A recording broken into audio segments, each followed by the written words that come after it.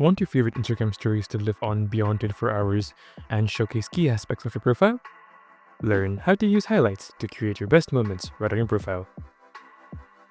Instagram highlights are essentially curated collections of your past Instagram stories that appear as permanent, clickable circles right below your bio on your profile.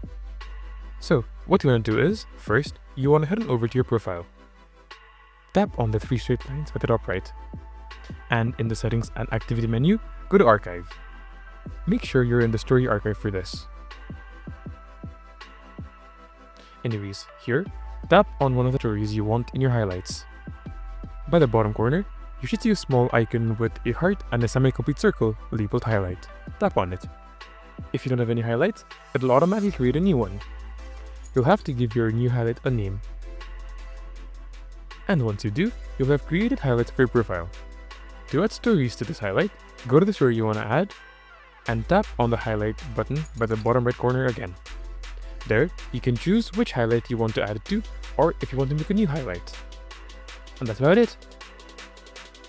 If you found this video helpful, be sure to go on and hit the like and subscribe buttons. That's a small action from you that helps make a big difference for us. And as always, feel free to comment your experience down below. See you soon! Bye bye!